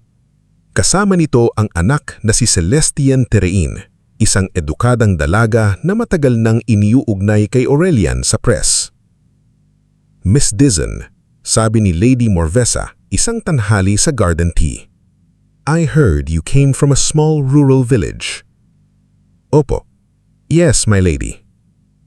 How charming, sabi nito, ngulit walang init ang ngiti. It must be overwhelming to sit at royal tables when one is used to village benches. Tumahimik ang paligid. Si Ilona na nasa di kalajuan, bahagyang napahigpit ang hawak sa folder. Si Celestian ay yumuko sa tasa ng tsaa, tila nagtatago ng ngiti. Hindi agad nakasagot si Zafira. May parte ng kanyang dating sarili ang gustong yumuko at humingi ng paumanhin kahit wala naman siyang kasalanan. Pero naalala niya ang plaza, naalala niya ang mga matang naghihintay na gumuho siya, at ayaw niya niyang ibigay ulit iyon sa kahit sino. Yes, sabi niya sa mahinahong Ingles. It is overwhelming, but a bench in a village can teach humility better than a golden chair can teach kindness. Natigilan si Lady Morvesa. Hindi siya sanay na sinasagot ng babaeng inaakala niyang mahina. Sa unang pagkakataon, ngumiti si Queen Serafine, halos hindi halata, habang umiinom ng tsaa. Ngunit hindi roon natapos ang laban. Ilang araw kapag katapos, lumabas sa isang online news site ang artikulong may pamagat na Village Scandal Bride. Is Valdesera's future heir born from a royal mistake? Nakita iyon ni Ilona bago pa man makita ni Zafira. Pero huli na. Sa social media, kumalat ang larawan ni Zafira noong nasa plaza siya ng San Iscario. Malabo, kuha ng isang tao sa cellphone. Bitbit niya ang lumang bag habang umiiyak. May mga komentong sinasabing oportunista siya. May nagsasabing ginamit niya ang pagbubuntis para makapasok sa palasyo. May iba pang mas malulupit ang salita. Nang mabasa iyon ni Zafira, parang bumalik sa kanya ang boses ni Lorvira. Parang narinig niya ulit ang salitang itinapon sa kanya sa plaza. Naupo siya sa gilid ng kama, hawak ang tiyan, nanginginig ang paghinga. Zafira, tawag ni Aurelian nang pumasok ito at makita siyang namumupla. Akala ko tapos na, sabi niya. Akala ko kapag umalis ako sa baryo, hindi na nila kayang saktan. Lumuhod si Aurelian sa harap niya. I will have the office issue a statement. Hindi, napatik si Zafira. No? Kung ikaw ang magsasalita para sa akin, iisipin nilang wala akong sariling boses. Sabi ni Zafira, may luha sa mata, ngunit buo ang tono. Buong buhay ko, ibang tao ang nagsasalita tungkol sa akin. Ngayon, ako naman. Doon nagsimula ang paghahanda sa unang public interview ni Zafira. Tinulungan siya ni Ilona magsanay, hindi para baguhin ang pagkatao niya, kundi para hindi siya lamunin ng takot sa harap ng kamera. Si Dr. Mireya ang nagbantay sa kalusugan niya. Si Queen Seraphine, sa gulat ni Zafira, ay nagpadala ng lumang brooch. "It belonged to my grandmother," sabi ng reyna nang puntahan siya ni Zafira upang magpasalamat. She wore it when she had to speak before men who thought women should remain decorative. Hindi alam ni Zafira kung paano tutugon. Tinignan siya ng reyna ng direkto. "Do not try to look royal tomorrow. Try to look truthful." Kinabukasan, humarap si Zafira sa interview room. Nandoon ang ilang piling mamamahayag. Nandoon si Aurelian sa gilid, ngulit hindi sa gitna. Nandoon si Queen Seraphine, tahimik na nakamasid. Nandoon si Lady Morvesa, nakaupo sa likod, naghihintay marahil na magkamali siya. Nang tanungin si Zafira kung totoo bang itinakwil siya ng pamilya dahil sa pagbubuntis, hindi siya nagsinungaling. "Yes," sagot niya. "I was rejected. I was humiliated, but I am not here to ask the world to pity me. I am here because many women are treated as shame when they need care. I was lucky that someone came back for me, but no woman should need a prince before people remember she is human." Tumahimik ang silid. Nagpatuloy siya, mas matatag na. "My child is not a scandal. My child is a life, and my dignity did not begin when I entered this palace. I had dignity even when I was crying in a village plaza. People just refused to see it." Pagkatapos ng interview, hindi agad siya nakapagsalita. Nang makabalik siya sa pribadong silid, doon siya napaupo at napaiyak.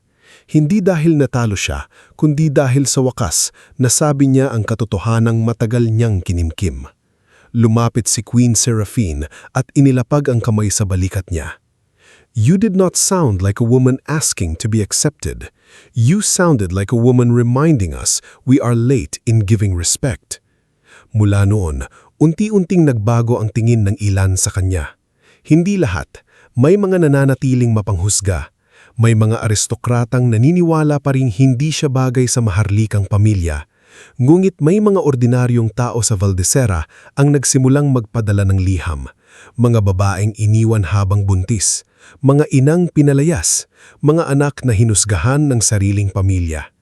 Isang umaga, habang binabasa ni Zafira ang mga liham, naisip niya ang San Iscario.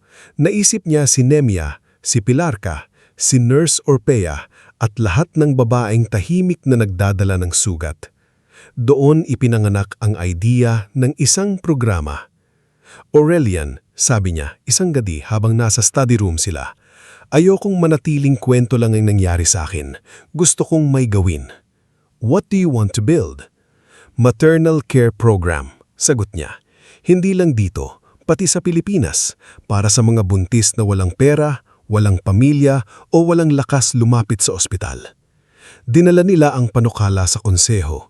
Naroon si Minister Halbrecht Nove, isang matandang opisyal na may makapal na salamin at mukha ng taong sanay tumanggi.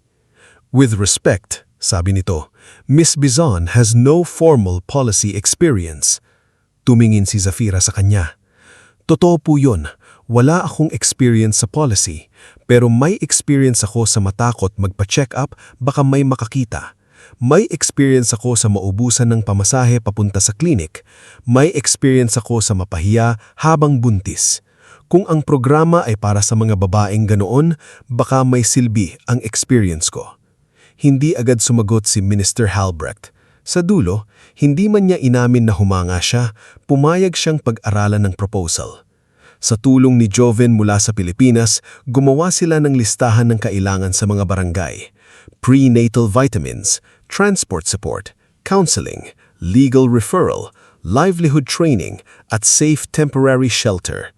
Si Nurse Orpea ang nagsilbing contact sa San Iscario. Si Lola Eudocia, kahit nasa baryo pa rin, ay nagpadala ng sulat na may payo. Huwag kalimutan ang edukasyon. Ang babaeng marunong umintindi ng karapatan niya ay hindi madaling takutin. Habang lumalaki ang programa, lumalaki rin ang tiyan ni Zafira. Minsan ay nahihirapan siyang lumakad sa mahabang hallway ng palasyo. Minsan ay nagigising siya sa gabi dahil sa kaba. Ngunit laging naroon si Aurelian, hindi para ayusin lahat, kundi para samahan siya habang natututo siyang maging matatag. Dumating ang araw ng kasal nila na hindi kasing enggrande ng inaasahan ng press. Oo, ginanap ito sa makasaysayang chapel ng palasyo. Oo, nandoon ang reyna, mga opisyal at piling bisita. Pero ang pinakamatinding sandali ay hindi ang tugtog, hindi ang damit at hindi ang kamera. Ang pinakamahalaga kay Zafira ay nang makita niyang dumating sina Lola Eudocia, Nurse Orpea, Mang Rodelis, Nemia, Pilarca at Joven mula sa Pilipinas. Iniyakap siya ni Lola Eudocia bago magsimula ang seremonya. "Tignan mo ang sarili mo," sabi ng matanda, naiiyak. "Hindi ka na nakayuko." "Kinakabahan pa rin ako, Lola." Ang tapang anak, hindi ibig sabihin walang kaba. Ibig sabihin, lumalakad ka kahit nanginginig. Dumating din sina Donato at Lurvina. Tahimik sila sa likod, hindi katulad ng noon na laging gusto nilang marinig ang boses nila. Si Donato ay halatang pumayat, si Lurvina ay maayos ang suot, ngulit hindi itago ang hiya. Nang makita ni Zafira ang mga ito, kumirot ang puso niya, pero hindi siya lumapit agad. Bago siya lumakad papunta sa altar, lumapit si Donato. "Zafira," Sabi nito, halos hindi makatingin ng diretsyo. Alam kong hindi ito ang tamang oras para humingi ng marami. Pero gusto kong sabihin, pinagsisisihan ko ang ginawa ko. Tumingin siya sa ama. Sa loob niya, may batang gustong tumakbo at yumakap. May babaeng sugatan na gustong umiwas. Pinili niyang maging totoo. "Papa," sabi niya, "naririnig ko kayo. Pero ang pagpapatawad, hindi parang pirma sa guestbook na gagawin dahil kasal ko ngayon. Kailangan ko pa ng panahon." Tumanggo si Donato. Tumulo ang luha. "Tatanggapin ko." Sa seremonya, nang hawakan ni Aurelia ng kamay niya, hindi niya naramdaman na inililibtas siya nito. Naramdaman niyang magkatabi silang haharap sa buhay. Iyon ang pinakamahalaga. "I vow," sabi ni Aurelian, "to never treat your pain as something I own and your strength as something I gave you. You were already strong when I found you." Napaiyak si Zafira habang sinasabi ang kanyang pangako. "I vow to love you, not because you are a prince, but because you learned to stand beside me when the world wanted me silent." Pagkatapos ng kasal, hindi natapos ang lahat sa palakpakan. Nagpatuloy ang buhay, nagpatuloy ang hamon. Ngulit ngayon, may pundasyon na. Ilang linggo matapos ang kasal, sa isang malamig mamadaling araw, isinugod si Zafira sa Royal Medical Wing. Nandoon si Dr. Mireya, Dr. Samira na lumipad pa mula Pilipinas bilang bahagi ng medical team at si Aurelian na halos hindi bumibitaw sa kanya. Masakit, mahaba, nakakatakot. May sandaling inakala ni Zafira na hindi niya kakayanin. "Hindi ko na kaya," hikbi niya. Lumapit si Aurelian, nanginginig din, ngunit pinipilit maging kalmado.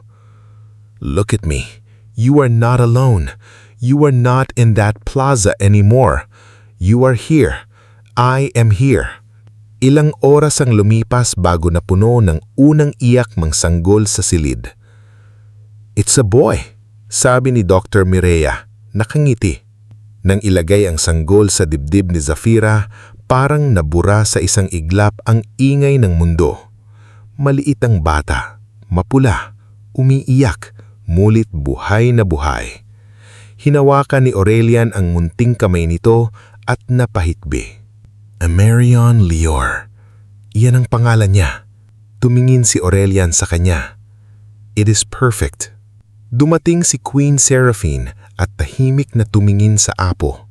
Sa unang pagkakataon, hindi reyna ang mukha niya. Isa siyang lola. Dahan-dahan niyang hinawak ang pisngi ng sanggol. He carries both histories, sabi nito, the palace and the village. Dapat po niyang malaman pareho. Sagot ni Zafira, hindi ko itatago sa kanya kung saan ako nanggaling. Lumipas ang ilang buwan. Lumakas si Zafira. Lumusog si Amerion. Si Aurelian ay naging amang marunong magpalit ng lampin kahit pinagtitinginan ng mga royal aides. Si Queen Seraphine ay mas madalas nang bumisita sa nursery.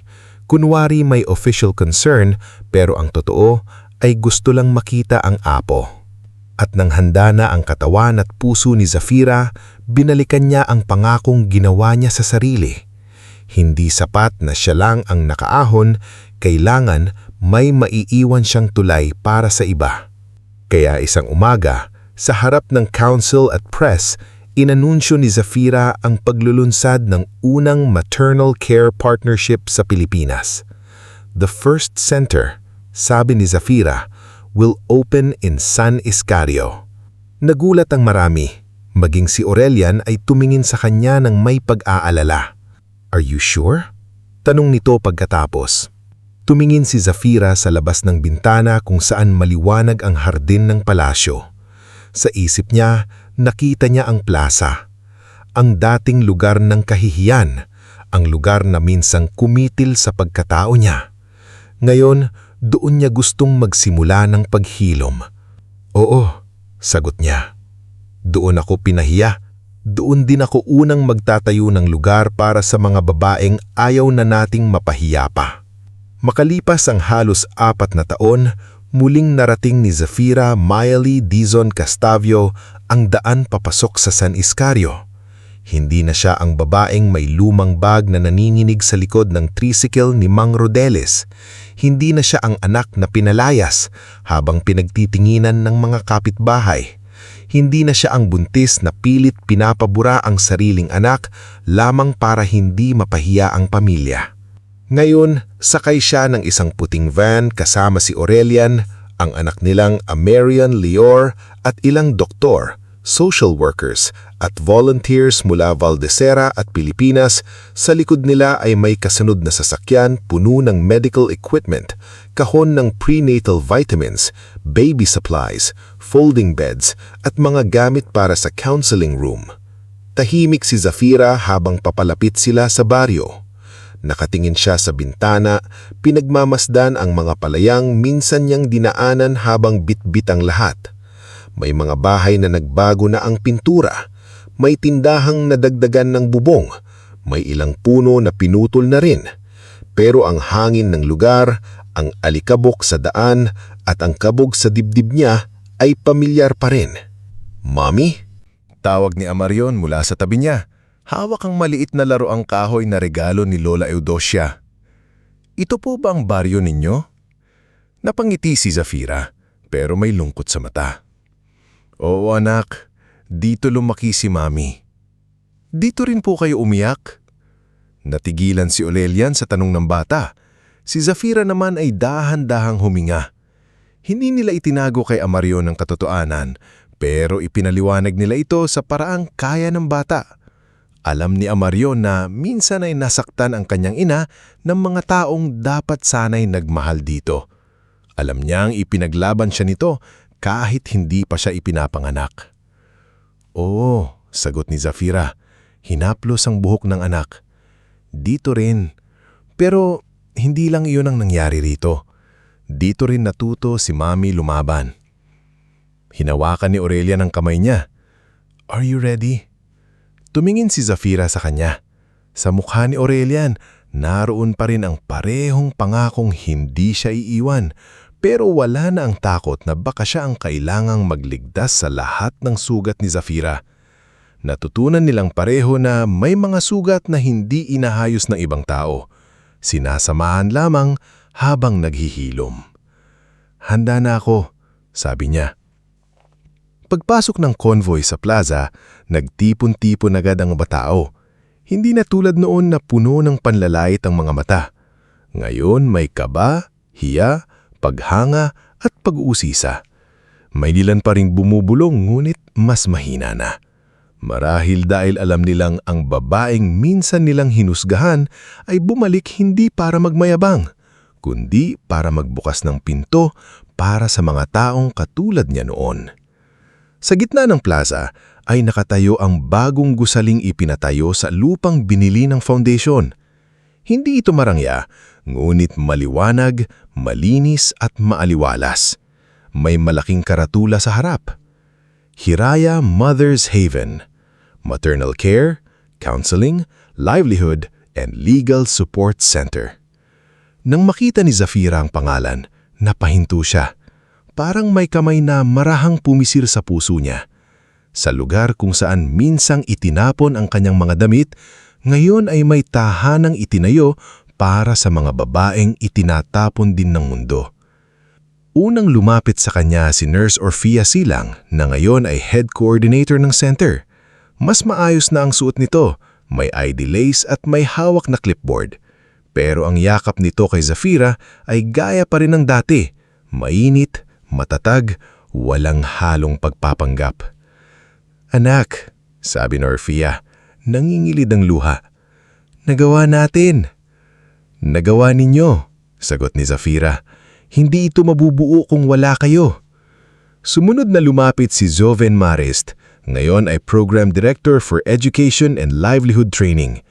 May mga hawak itong folder ng seminar modules para sa mga batang ina. Naroon din si Nemia Calvero, ngayon ay Assistant Counselor kasama ang anak niyang malusog at nag-aaral na. At si Pilarca Manawis namamahala sa maliit na sewing livelihood area kung saan gumagawa sila ng baby clothes, washable diapers at kumot para sa mga nanay na walang pambili. At syempre, naroon si Mang Rodelis, nakasuot ng bagong polo na may nakaburdang pangalan ng center sa dibdib. Hindi man siya doktor o social worker, siya ang opisyal na transport coordinator. Siya ang susundo sa mga buntis mula sa liblib na sitio kapag walang pamasahe, walang tricycle o walang kakampi. "Prinsesa," biro ni Mang Rodelis, "handa na ang mga sasakyan.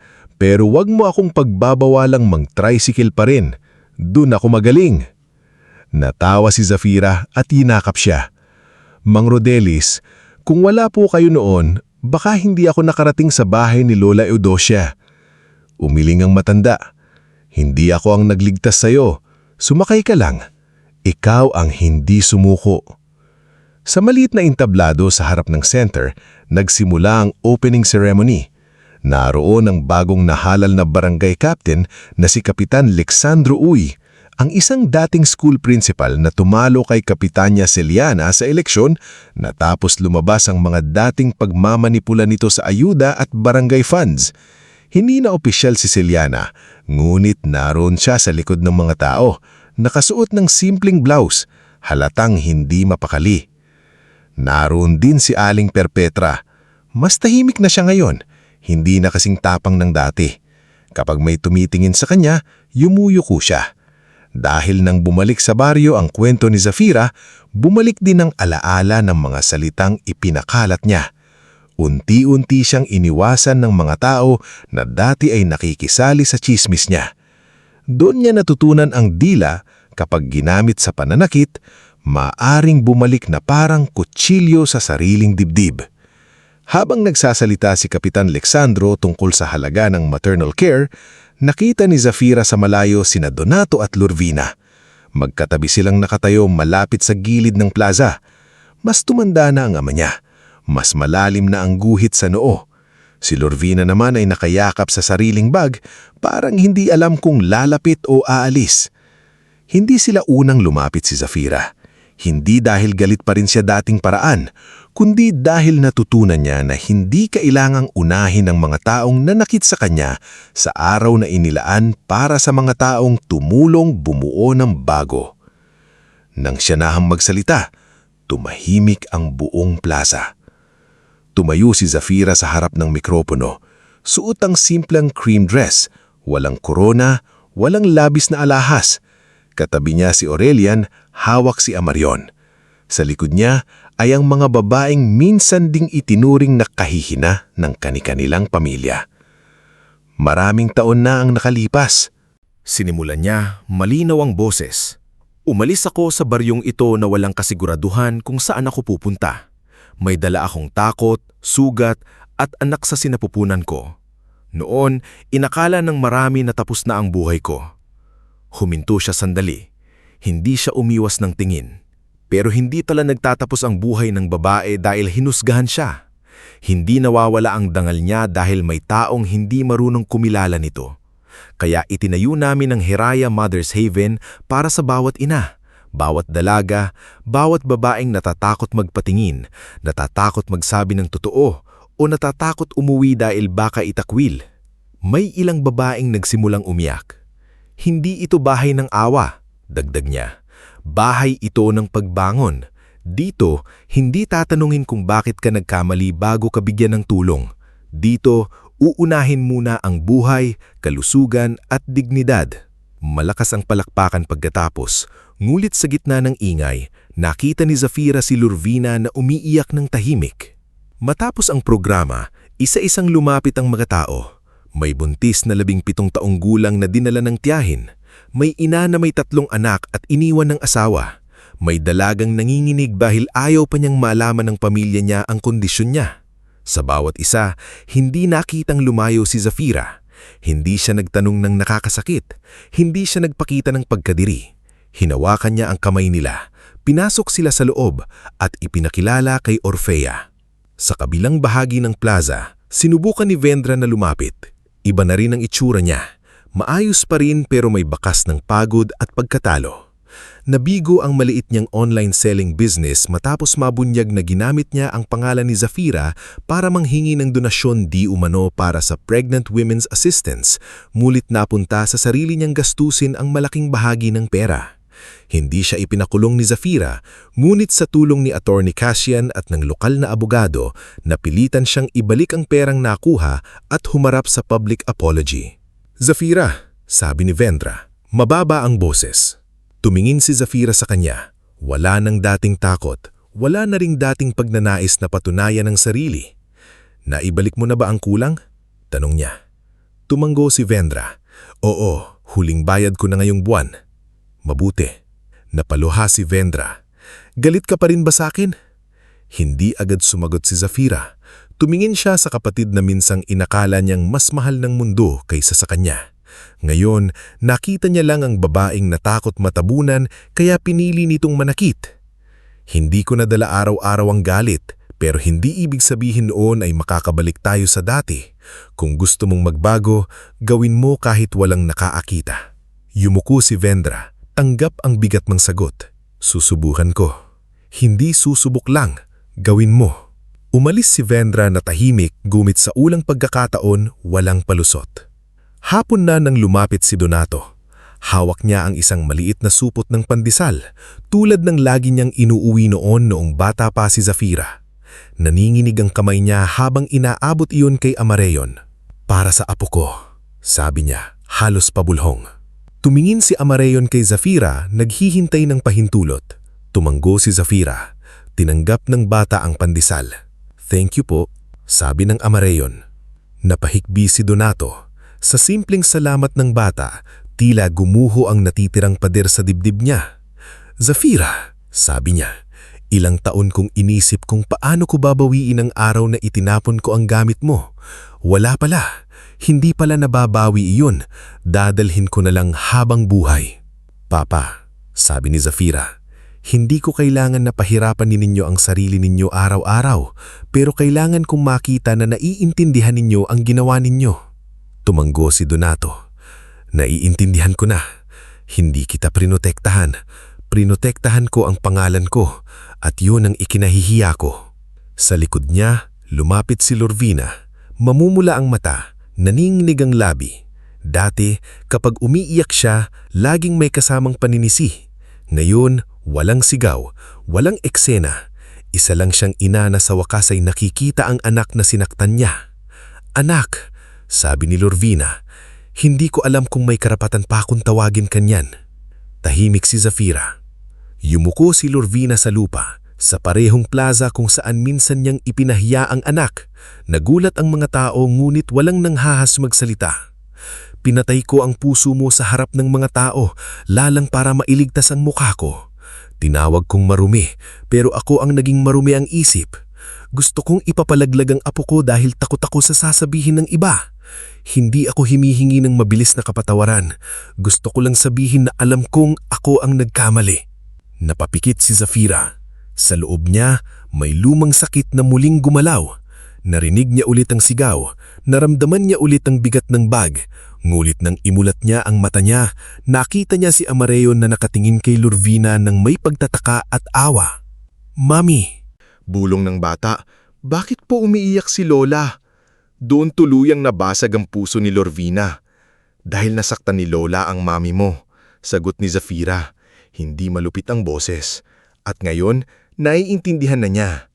Lumuhod din si Donato sa tabi ng asawa niya.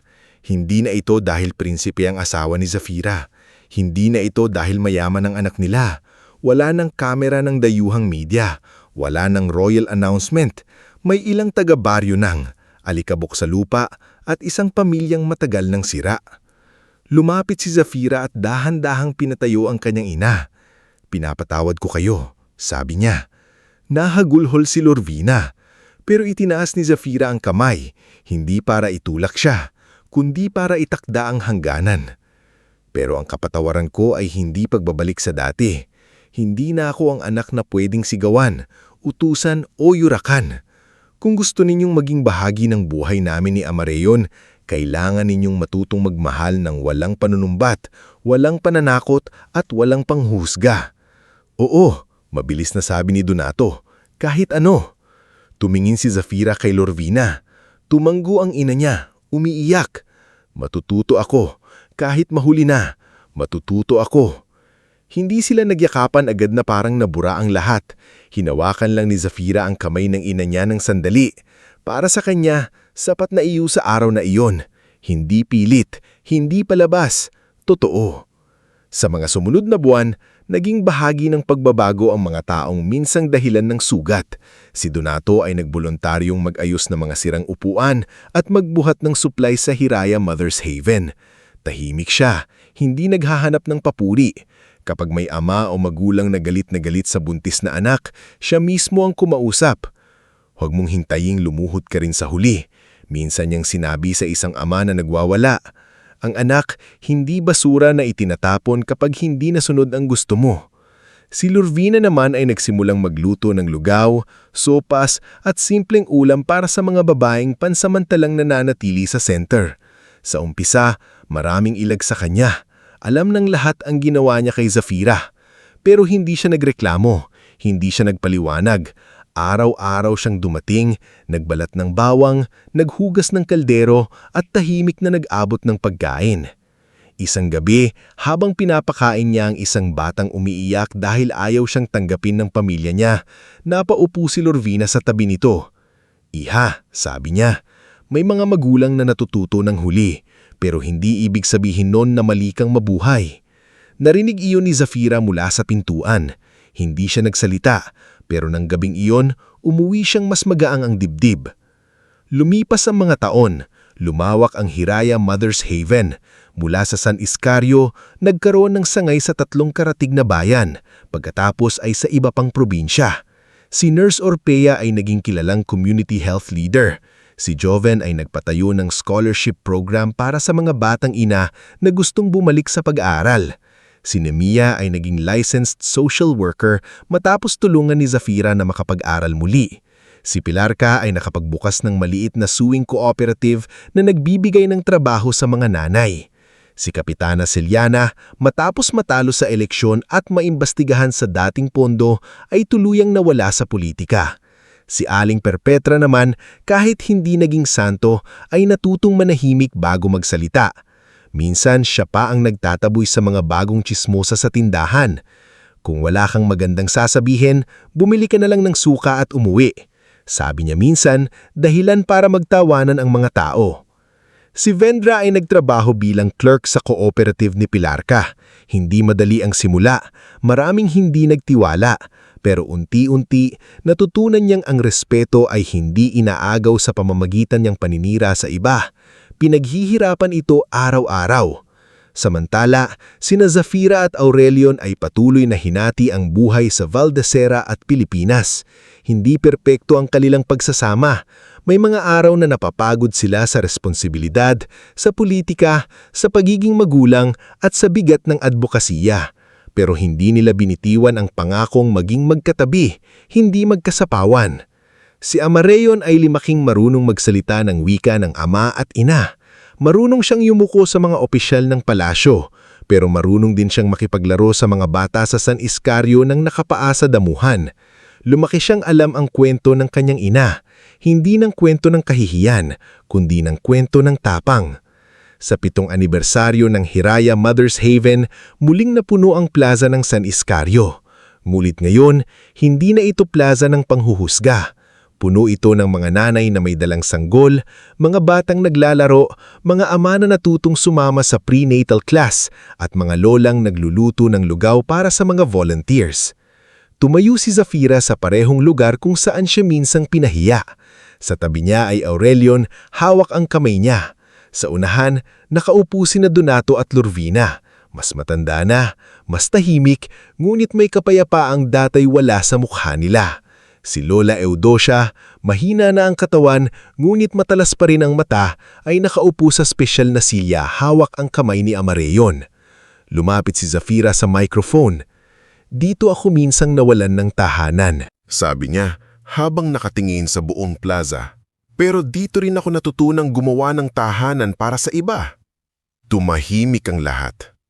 Ang sugat, hindi laging nawawala. Minsan, nagiging paalala ito kung bakit kailangan nating maging mas mabuti. Kung may isang babaeng makapasok sa pintuan ng Hiraya at maramdaman niyang hindi siya nag-iisa, sapat na iyon para masabi kong hindi na sayang ang lahat ng iniyak ko. Pagkatapos ng programa, naglakad si Zafira patungo sa gilid ng plaza. Doon niya nakita ang isang batang buntis na nakatayo sa malayo, halatang takot lumapit. Marumi ang tsinelas nito, may hawak na maliit na bag at puno ng kaba ang mata. Sandaling, nakita ni Zafira ang sarili sa batang iyon. Lumapit siya at ngumiti. "Halika," sabi ni Zafira. "Hindi ka namin huhusgahan dito." Napaiyak ang bata at dahan-dahang sumama sa kanya papasok sa center. Mula sa pintuan, lumingon si Zafira sa plaza. Naroon ang kanyang asawa, ang kanyang anak, ang mga taong tumulong sa kanya at maging ang mga taong natutong magsisi. Hindi perpekto ang buhay, hindi nabura ang nakaraan, pero buo na ang direksyon nito. At sa lugar kung saan siya minsang tinawag na kahihiyan, si Zafira ay naging ilaw ng mga babaeng matagal nang naghihintay na may magsabi sa kanila, may buhay pagkatapos ng pagdurusa, may dangal kahit matapos kang husgahan, at may tahanang pwedeng buuin kahit minsan ka nang itinapon ng sarili mong mundo.